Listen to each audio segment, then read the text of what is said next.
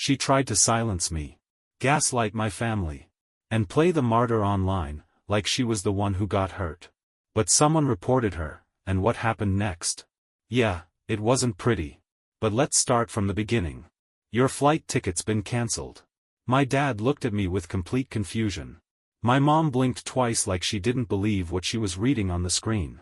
I stood there at the check-in desk, suitcase in hand, heart hammering like a jackhammer. And my sister, Lisa, was smirking. That smirk said everything. Same one she wore the time she slipped a spider into my bed. Or when she told my prom date I wore lifts in my shoes. Lisa was pure chaos in a designer hoodie, and this time she'd outdone herself. My name is Adam. I'm 23. Lisa is 18, and the family favorite since she came along. My parents never saw her twisted side. To them, she's a miracle baby. To me? A manipulative, attention-hungry saboteur who finally got what was coming. Let's rewind. Our dad had a heart attack a few weeks before all this. Survived it, thank God, but it scared him. He suddenly wanted to spend more time together and make family memories. So he planned a big vacation, flights booked, hotels reserved, the whole 9 yards. I took time off work. Cleared my calendar. I was ready. And then, bam. The airport ambush. They'd booked 4 tickets. Mine was mysteriously cancelled. Just mine. Lisa didn't say a word, just watched me unravel while my parents scrambled to understand. Dad said maybe it was a system glitch. Mom insisted Lisa would never do something like that. And me? I couldn't even speak. I just stared at Lisa, who gave me a shrug so smug I nearly launched my carry-on at her head. They left without me. I told them they should go if they wanted to, thinking they'd insist I come, or try to fix it. They didn't. They just left. But karma? Oh, she was warming up in the wings. While I stayed back in San Francisco, licking my wounds and binging crime documentaries, the family dream vacation slowly turned into a nightmare. A few days in, I woke up to 15 missed calls from my mom. Lisa had been stealing Dad's heart meds. Let that sink in. My mom caught her. By accident. She went into Lisa's room to borrow sunscreen and found all the missing pills tucked into Lisa's bedside drawer. My dad, fresh out of the hospital, was at serious risk. In a foreign country. With no backup prescription. Mom was shaken. More shaken than I'd ever heard her. She finally saw it. The truth. Lisa's halo? Cracked and shattered. But it got worse. When they confronted Lisa, she exploded. Threw things. Screamed at Dad. Told him he should have never bought a ticket for me in the first place. That they'd betrayed her. That if they stayed in touch with me, she'd make them pay. Then the cops got involved. Hotel security called the authorities. Lisa cussed them out too. Boom. Arrested. Handcuffs. Not for long, just 24 hours, but the damage was done. My parents were humiliated. Stuck in a foreign country. And to top it all off, Lisa stole their passports and wallets. Yep. Left them stranded. So who did they call? Me. The son they left behind. Funny how that works. Mom sobbed into the phone. Dad apologized. They asked me to wire them money and help them get back home.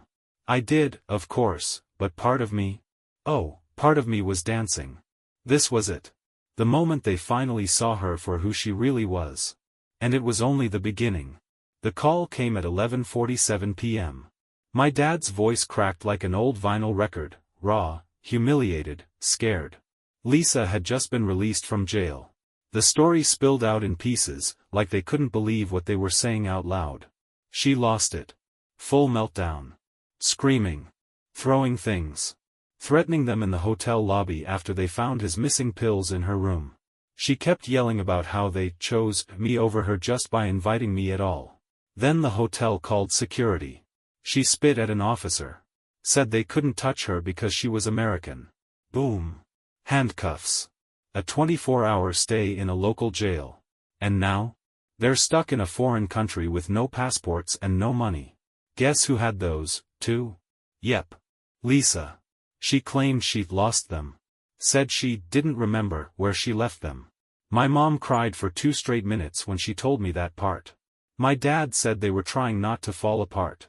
Meanwhile, Lisa's upstairs in the hotel room acting like they ruined the vacation. They finally see her. And I'm not gonna lie, it felt validating. Not satisfying.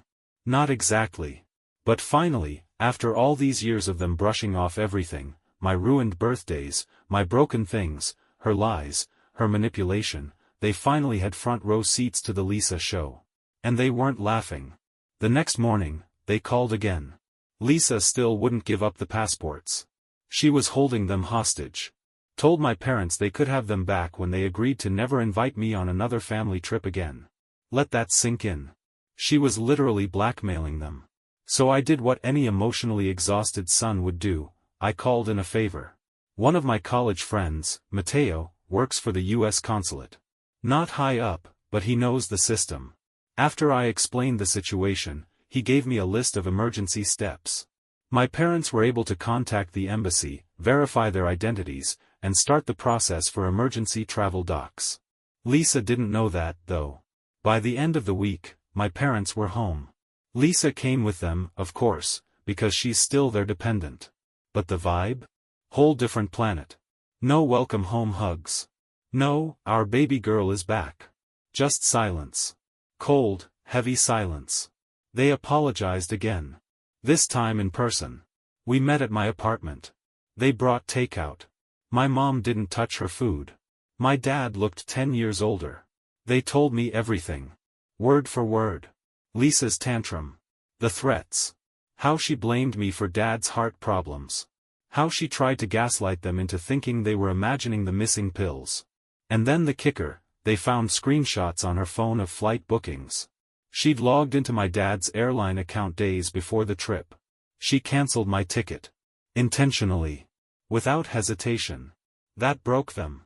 They told her she needed to move out. She screamed, of course. Played the victim. Said she had nowhere to go. That they were abandoning her. My parents gave her 2 weeks. Told her she could stay with an aunt across the city if she needed help. But she was out. And for the first time in forever, I believed them. For now. It started with a knock on my door. I wasn't expecting anyone. It was a random Tuesday night. I was halfway through reheating pad thai and watching a documentary about volcanoes, solid bachelor energy, when I heard it. I figured maybe it was a neighbor, or one of those late-night delivery mix-ups. But when I opened the door, there she was. Lisa. No bags. No jacket. Just her. Mascara smudged like war paint, hair a mess, and that wild look in her eyes I'd seen way too many times growing up. You ruined my life, she said. Straight like that. No hello. No can we talk. Just blame, served ice cold on my doorstep. I didn't let her in. I stepped outside and closed the door behind me. What do you want, Lisa? She looked exhausted. Like she hadn't slept in days. Voice shaky but still trying to be venomous. It was clear she had no plan, just raw chaos bottled up and looking for somewhere to explode. She told me our parents kicked her out for good. Aunt Karen had banned her after the car incident. Her friends? Also done.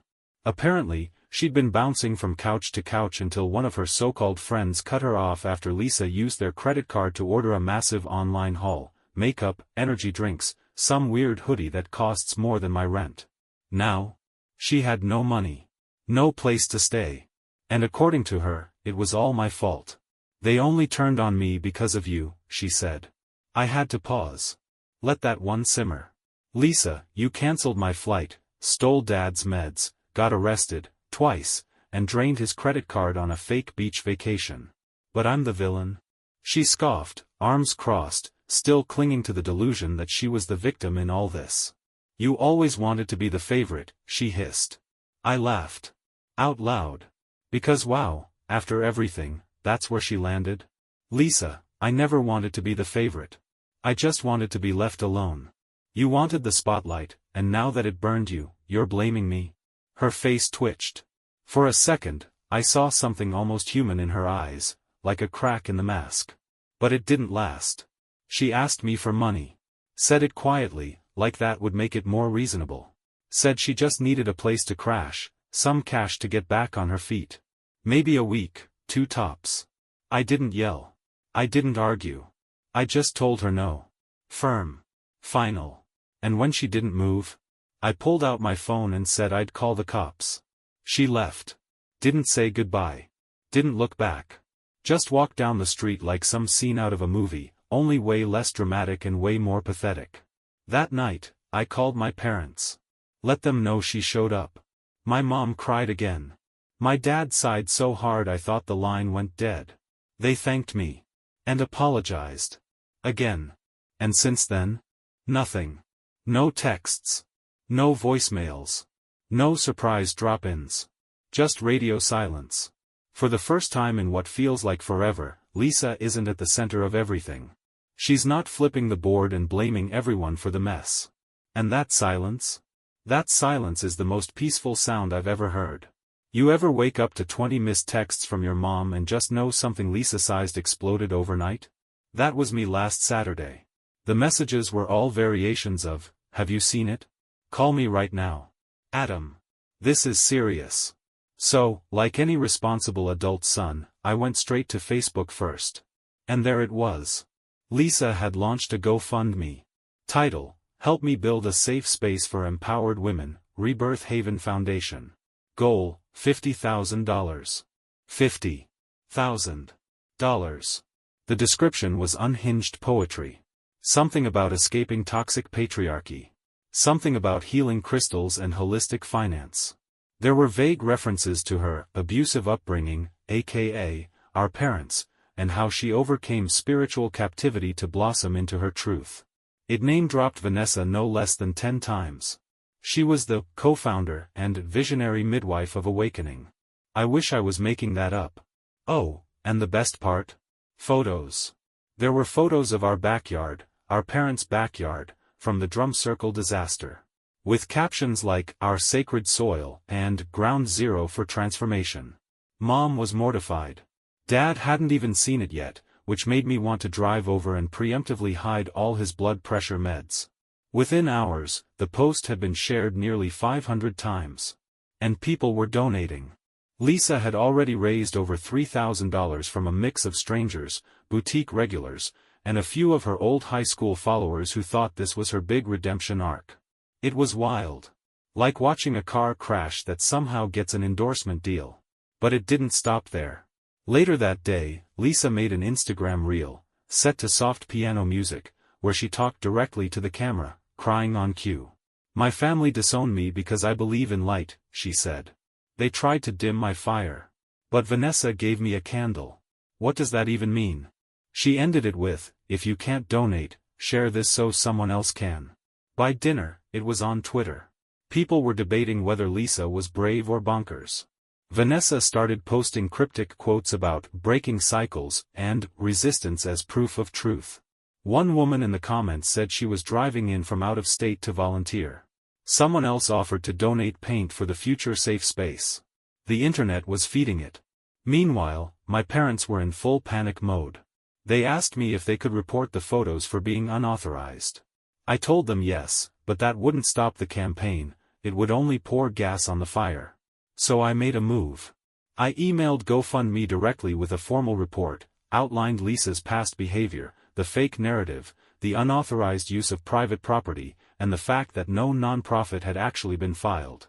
3 days later, the page was suspended. Not deleted. Suspended. Lisa went ballistic. She posted a 10-slide Instagram story accusing unnamed haters, me, of sabotage. Said the patriarchy was afraid of her rising. Said she would rebuild twice as strong. Claimed she was spiritually suing whoever took her down. Whatever that means. Vanessa made a video, too, standing in front of a bonfire, no less, talking about how forces of resistance always show up before breakthroughs.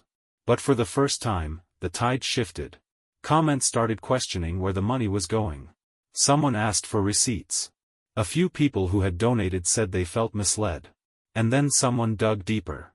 Turns out, Vanessa had been involved in a similar empowerment project 2 years ago, raised thousands online and never delivered anything. That campaign vanished mysteriously after a few people started asking too many questions. Now that started spreading. Lisa's little empire of incense and lies? Cracking. It didn't take long for Lisa's non-profit idea to go from sketchy to full-blown train wreck. Less than 2 weeks after the red flag dinner, I got a call from my dad. He sounded off. Tired, yes, but also confused. Like he'd just woken up in a stranger's house and didn't know where the bathroom was. "Adam," he said, "we need to talk about Vanessa." Ah. So it begins. Turns out, Lisa had been spending almost every evening with her mysterious mentor. Vanessa was some kind of spiritual business life coach hybrid. She had an online presence, but it was mostly vague quotes in fancy fonts and blurry videos where she talked about vibrational energy and reclaiming the feminine phoenix within. That should have been the red flag. Instead, my parents saw it as growth. But the real kicker? Vanessa had convinced Lisa to host a vision ceremony in our parents' backyard. Lisa invited everyone she knew, friends, ex-co-workers, girls from the boutique. Told my parents it would be small. Casual. It was neither. I didn't attend, obviously. But my neighbor's niece did. Small world, huh? And she sent me a video. Picture this, 25 women, all wearing white linen, barefoot on the grass. Candles in a giant spiral. Lisa in the center holding a crystal and crying while Vanessa chanted something about ancestral power and letting go of trauma. There was incense. There was shouting. There was a drum circle. A drum circle. At one point, someone started screaming at the moon. No one stopped her. By midnight, the cops had shown up due to noise complaints from every direction. Vanessa told the officers they were interrupting sacred healing. Lisa tried to play it cool but got caught in a lie about whether alcohol was served. It was. The officers didn't arrest anyone, but they shut it down and told them to get everyone off the property ASAP. Guess who had to clean up that backyard? Yup. My dad. The lawn was scorched from candles. The patio chairs were broken.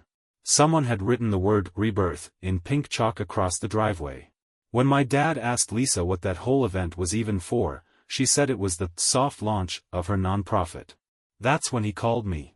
He asked if I'd help him find a way to legally stop Lisa from using the house for events.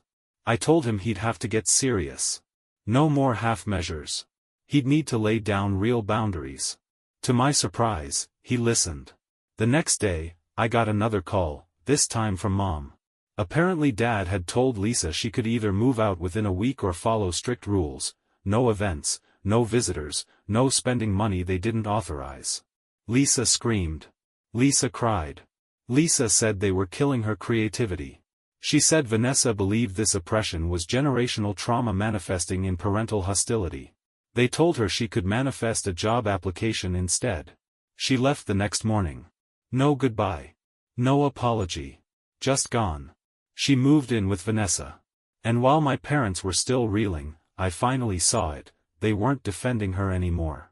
They weren't denying it. They were disappointed. The spell was breaking. But with Lisa, a broken spell doesn't mean peace. It means backlash. The first sign something was off. Lisa offered to cook dinner. Now, you gotta understand, Lisa doesn't cook. She orders. She critiques. She Instagrams half-eaten meals with fake captions like #blessed and #chef mode. But cooking? As in, chopping and boiling and not burning down a kitchen? Never happened. So when Mom texted me, "Lisa's cooking for all of us Friday night. She insists. Would love it if you came." I had to read it twice. I replied with a cautious, "Sure." Because curiosity is a stronger drug than caffeine, and I had to see this circus in action. Friday night rolls around. I show up with a bottle of wine and low expectations.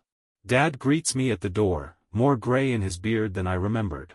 He looks tired, but not surprised. That's the new family baseline. Inside, the dining room table is actually set. Cloth napkins. Matching plates. Candles. Lisa floats out of the kitchen like she's Martha Stewart's less stable cousin. Apron and everything. "Dinner will be ready in 5, she chirps. I glance into the kitchen. Everything is spotless. Suspiciously spotless. And there's takeout packaging sticking out of the trash can. Lisa's home-cooked dinner is definitely catered. But no one says a word. We sit down. Eat. It's actually good, because surprise, It was made by people who know how. Mom keeps smiling like we're in a toothpaste commercial. Dad chews silently, occasionally nodding. Lisa beams like a politician on a campaign trail. Then comes the bomb. I'm thinking of starting a non-profit, Lisa says, casually stabbing her salmon. A what now? She launches into this whole thing about helping troubled teens, kids like me, she says dramatically. She says her time away helped her see the world differently. That she wants to give back. Mom gets teary. Dad leans in, intrigued. I sip my wine slowly. It's not that I don't want to believe her. It's that I've been here. At this table. In this movie. And I know how it ends. She says she's got a mentor now. A woman named Vanessa. Met her through the boutique. Apparently Vanessa runs some kind of women's leadership group. Sounds vague. Cultish. A little too convenient. Lisa wants to launch her project in 6 months. She says she just needs seed funding. There it is. She needs money. I glance at Dad. He's shifting in his seat. Mom is already reaching for her purse like she's at a PTA bake sale. I can't stay quiet. So, is this nonprofit registered? Have you filed paperwork? Drafted a plan? Budget? Lisa blinks. Smiles. I'm working on it. Vanessa's helping me. I press. How much funding are you asking for? She says, just a little to get started. I ask, how much is a little? She frowns. You're being hostile. I'm trying to do something positive. And just like that, the mask slips. The sweet voice hardens. The room chills. Mom tries to pivot. Lisa's just brainstorming, Adam. Don't make this a thing. I put my fork down. I'm not making it a thing. But if she's asking for money, she should expect questions. Lisa stands up. Forget it. I don't need this negativity. She storms out. I sit back. Sip my wine. Dad exhales like he's just finished a marathon. Mom follows Lisa, muttering something about her being sensitive. Me? I clear my plate and leave. An hour later, Lisa texts me. Lisa, you always ruin everything. I was trying to do something good for once. I don't respond. Because I've read this script. And I'm not signing up for the sequel. But I know this isn't over. Lisa's back, and she's got a brand new hustle. 2 months. That's how long it lasted. 2 whole months of glorious, uninterrupted peace. No Lisa. No cryptic texts. No guilt trips. No dramatic voicemails at 3 a.m. Just me, work, gym, a little dating, and a lot of cooking badly but confidently. Even tried learning to make risotto. It ended in chaos, but hey, I tried. Then came Mom's birthday. I wasn't going to skip it. I told myself I could handle it. That she deserved at least a simple gesture. So I showed up, gift in one hand, store-bought pie in the other, and a tight knot in my chest. The house was quiet when I arrived. Dad opened the door, gave me a tired smile. Mom was in the kitchen humming. There was lasagna in the oven, paper streamers in the living room, and a faint scent of vanilla candles drifting through the house. For a second, it felt normal. Warm, even. Until I saw the shoes. Pink Adidas. Size 7. Still caked with beach sand. Lisa's shoes. Before I could ask, she appeared, materializing like a ghost with unfinished business. Just strolled out of the hallway like she hadn't blown up our lives 6 ways to Sunday. Her hair was curled, makeup soft, outfit clean and coordinated. Like she was starring in a Hallmark movie called The Misunderstood Daughter. Hi, Adam, she said, all sweet like nothing had ever happened. I froze. Dad cleared his throat awkwardly. Mom came rushing in with the urgency of someone defusing a bomb. We didn't tell you she was here because we didn't want you to skip today, she said. And there it was. The classic move. Manipulate first, explain later. The same old playbook with a new coat of sugar. But this time? I didn't explode. Didn't raise my voice. Didn't even ask why. I just turned to Lisa. Why are you here? She gave me the patented shrug. The kind that always came before a half apology or a full-blown lie. I'm trying to make things right. I turned to my dad. Is she living here again? He hesitated. That silence said more than words ever could. She's just staying for a bit. Just until she finds something stable, he muttered. Right. Like every other time she was just crashing, just recovering, just misunderstood.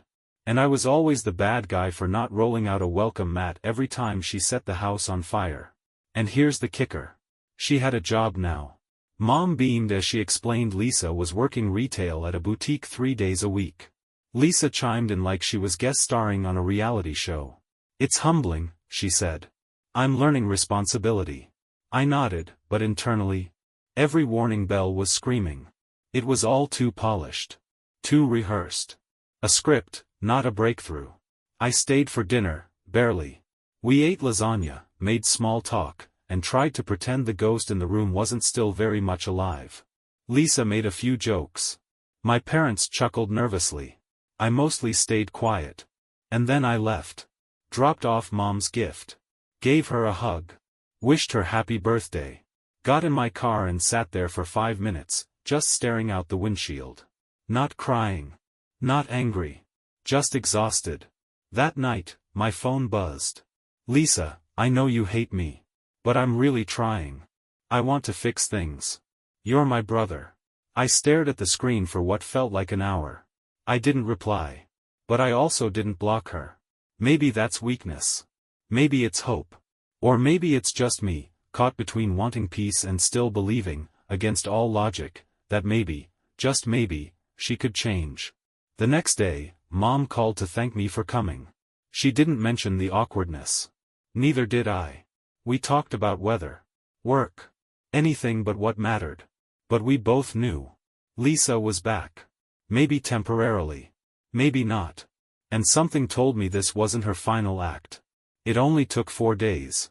4 days of Lisa living with our Aunt Karen before she blew it. I got the call from Karen herself, exasperated, furious, and 100% done. Lisa had apparently decided Aunt Karen's house rules didn't apply to her. She was coming in late, blasting music at 2 a.m., and accidentally crashing Karen's car into a mailbox during a grocery run. No apology. No explanation. Just, it's not that bad. You're being dramatic. Classic Lisa. Karen told my parents to come get her or she'd be calling the police. Lisa, of course, had already called them, sobbing, saying Karen was verbally abusive and trying to control her life. My mom saw right through it. My dad didn't even respond to the drama. He just picked Lisa up and brought her home. Except this time, she wasn't staying. They sat her down. Told her she had a week. Just one. They were serious. I didn't think they had it in them, but something in them finally snapped. The heartbreak. The betrayal. The embarrassment. All of it finally caught up. And for once, they weren't protecting her. Lisa didn't take it well. She trashed her room. Ripped photos off the wall. Threw one of Mom's old vases. Dad just stood in the hallway watching. No yelling. No reaction. Just, done. And weirdly, that scared her more than if he'd screamed. She kept saying, "You're choosing him over me." And Dad finally said, "No. We're choosing peace." Those words hit like thunder. Meanwhile, I was keeping my distance. I didn't want to get pulled into the mess, but curiosity got the better of me. One evening, I drove by the house. Parked a few blocks away. And watched. The curtains were open. Dad was at the kitchen table, sorting through papers. Mom was on the phone. Lisa was pacing like a caged animal. You could feel the tension from the street. Then, 2 days before her move-out deadline, she vanished. Took the car. Didn't leave a note. Didn't answer her phone. My parents panicked. They called me around midnight, asking if I'd heard from her. I hadn't. But I had a hunch. Lisa only ever had 2 modes, destruction or manipulation. If she was gone, she wasn't running. She was planning. And boy, was I right. The next morning, my mom found her phone and laptop missing, along with Dad's emergency credit card. She'd drained $1,200 overnight. Turns out, she'd booked herself into a beachside resort, alone, under the name Eliza. Because changing 2 letters makes it untraceable, apparently. The only reason they found out was because the fraud department flagged the purchases. My parents were stunned. But me? I wasn't. I've been watching this hurricane build for years. Still, this was new. This wasn't a tantrum. This was theft. And it was time to stop pretending it wasn't criminal. Dad called the police. Not to press charges. Just to report the card stolen, which it technically was. He cancelled the card. Called the hotel. Told them she was a runaway. That got their attention real fast. Lisa was escorted out. The hotel called the local authorities. She spent another night in a holding cell, second time in less than 2 weeks. This time, there was no sobbing call to me. No fake tears. Just a message through my mom, "Tell Adam this is all his fault." I laughed when I read it. Because finally, someone else believed it wasn't mine. It was a Thursday when I got the email. Subject line, "Request for statement, Rebirth Haven inquiry." At first, I thought it was spam. Some AI-generated scam trying to sell me life insurance or crystals. But nope, it was real. A legitimate non-profit fraud investigator had reached out, saying they'd received a tip about a suspicious fundraising campaign. Mine wasn't the only report. Apparently, multiple donors had flagged Lisa's GoFundMe, and someone with a little legal firepower started poking around. One donor, a woman from Oregon who gave $500 and asked for a receipt, got blocked when she asked for financial details. That's what triggered a deeper look. And now I was being asked for a statement. Part of me felt bad. Not for Lisa, but for my parents. They were already embarrassed. Already shaken. And now their daughter was this close to being investigated for fraud. But part of me felt relief. Because finally, someone outside our family saw her clearly. I called my dad. Told him what was happening. He didn't even sound surprised. "Do what you have to," he said. "We're tired of covering for her." That was new. So I responded to the email. I sent them links, screenshots, and a detailed timeline of everything Lisa had done, especially the part where she misused my parents' property as promo material. Meanwhile, Lisa was unraveling online. Her Instagram was now a mix of sobbing selfie videos and passive-aggressive quotes in cursive fonts. Stuff like, "Not everyone clapping is in your corner," and "Lions don't concern themselves with the opinions of sheep." Vanessa posted a 4-minute live stream from what looked like a candlelit garage, calling the investigation a witch hunt designed to suppress divine female leaders. She said they were being targeted because they were too authentic. The comments? Not buying it anymore. People were asking real questions now. Where did the money go?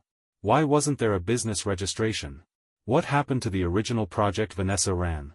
Someone found a cached version of that campaign, same script, different name. Same goal amount. No results. Lisa tried to deflect. Posted a photo of herself meditating in the woods. Captioned, "You can't cancel a soul on fire." But the heat was real. Then came the knock on my parents' door. An actual investigator showed up. Not a cop.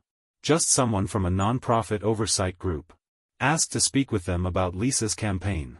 My parents were cooperative. Showed the damage from the vision ceremony. Showed emails Lisa had sent asking them to lie if anyone called. Yeah. She asked them to lie. That was the final straw for my mom. She blocked Lisa that night. Said she couldn't take it anymore. Said she didn't recognize her daughter. Lisa found out, of course.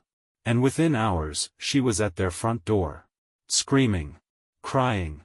Holding a handmade sign that said, "Love shouldn't be conditional." Like she was staging a protest against her own parents. My dad called the police. They issued a trespassing warning. Told her to leave and not come back unless she was invited. And she left. Screaming that we were killing her spirit.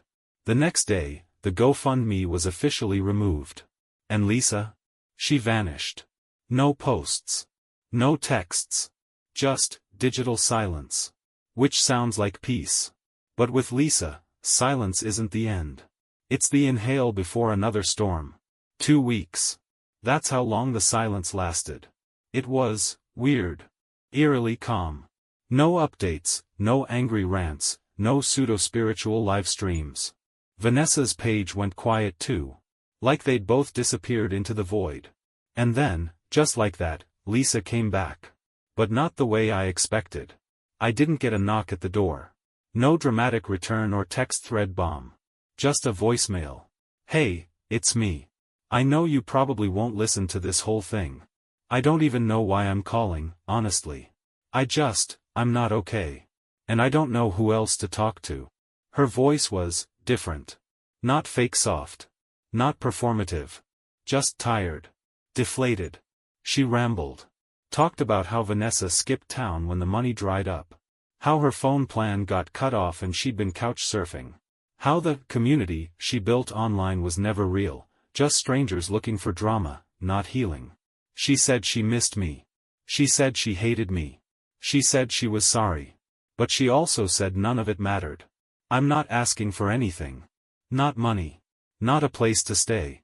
I just wanted to leave something behind in case. I don't know. Just, in case. The message ended there. No follow-up. No location. Just silence again. I sat on the floor for a long time after listening. Replayed it. Twice. Then again. I didn't know what to feel. Relief? Guilt? Anger? Some combo of all three, probably. The truth is, I didn't trust her. Not yet. Maybe not ever.